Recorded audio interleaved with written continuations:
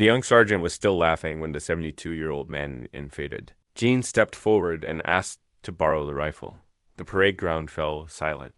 Dust hung in the Georgia afternoon like a held breath, and somewhere behind the crowd of spectators, a camera phone clicked on because everyone could feel it. Something was about to shift, something none of them had seen coming. The young man, Sergeant Derek Hollins, 26, fresh from his third deployment and brimming, with the kind of confidence that comes from being very good at something very difficult, had just finished a flawless exhibition drill. Rifles spinning, catching sunlight, snapping into place with mechanical precision. The crowd had applauded. Children had cheered. And then this old man, weathered as driftwood, with calloused hands and a back that curved slightly forward, had walked up and made his quiet request.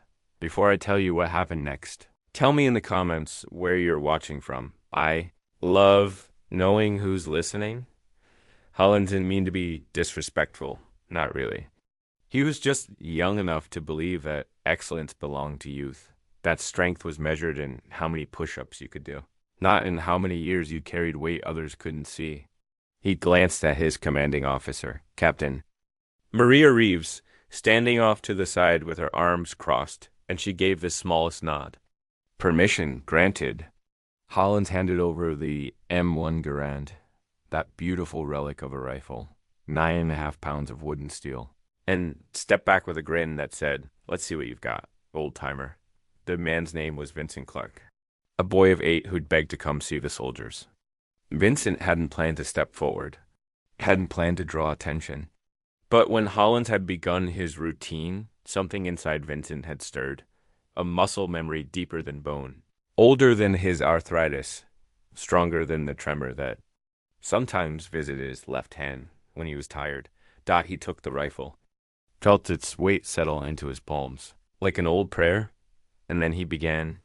The first movement was slow, deliberate. The rifle rose vertically, and Vincent's eyes, pale blue, sharp as broken glass fixed on some invisible point beyond the crowd.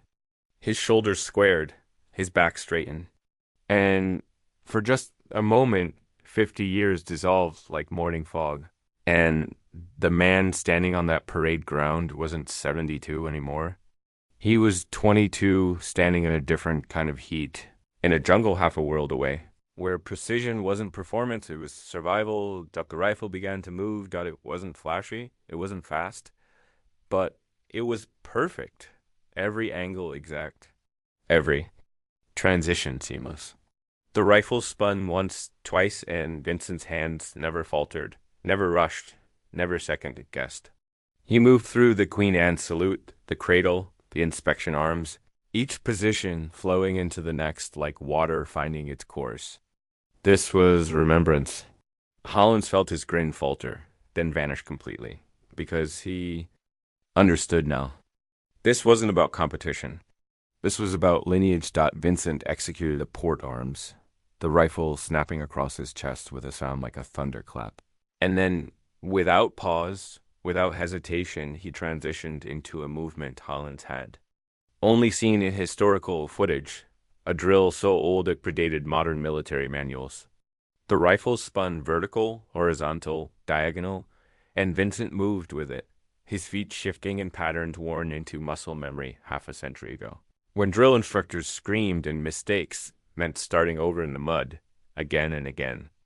Until you got it right or collapsed trying, the crowd wasn't applauding anymore. They were watching, really watching. This was testimony. Captain Reeves felt something tighten in her throat. She'd served 20 years, seen combat in 3 theaters, commanded soldiers in circumstances that had aged her in ways no mirror could capture.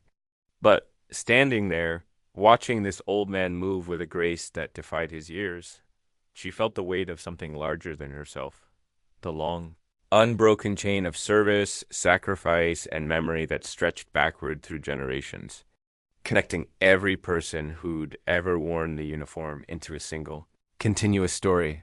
Vincent's grandson stood frozen, eyes wide, watching his grandfather transform. The boy had known Papa Vince as the man who made pancakes on Sundays, who fell asleep in his recliner during baseball games. who sometimes stared out the window with an expression too complicated for a child to name. He'd never seen this. Never. Imagine that his grandfather, his old grandfather, who grunted when he bent down to tie his shoes, had once been young and strong and trained to a precision that made weapons extensions of will, the routine built toward its climax. Vincent's breathing stayed even, controlled, though sweat had begun to trace lines down his temples. His hands, those weathered, age-spotted hands, moved with unwavering certainty through movements he'd performed 10,000 times in his youth.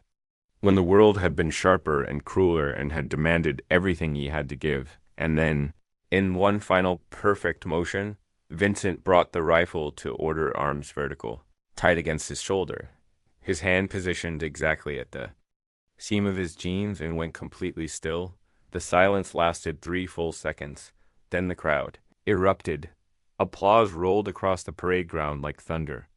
People were standing, shouting, some with tears streaming down their faces because they'd just witnessed something rare and sacred. The visible proof that what we learn in our youth, what we carry through our hardest years, never truly leaves. U.S. It waits, it endures. And when called upon, it rises perfect and whole like a gift we didn't know we'd preserved. Holland stepped forward. His face had changed. The cocky grin was gone, replaced by something softer, more complicated. Respect, yes, but also recognition.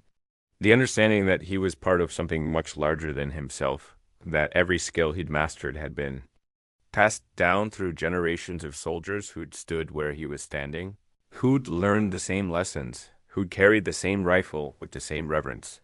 He came to attention, saluted, not casually, not for show, but with genuine honor. Vincent returned the salute, slow, deliberate, his hand trembling slightly as it rose and fell, and then held out the rifle. Hollins took it carefully, as if it had become something more precious in the last few minutes. "Sir," Hollins said, his voice rough. "What unit?" "First Cavalry Division," Vincent replied quietly. "Vietnam." 1972-72. Captain Reeves approached. Then her own hand extending. "Mr. Clarke," she said, "thank you for your service and for reminding us where we came from." Vincent shook her hand, nodded. His grandson appeared at his side, slipping a small hand into his grandfather's weathered one, and Vincent squeezed gently. The boy looked up at him with new eyes, seeing not just Papa Vince, but someone larger, someone who contained multitudes, a history of courage and precision and sacrifice that would live on in stories, in memory, in the way excellence echoes forward through time.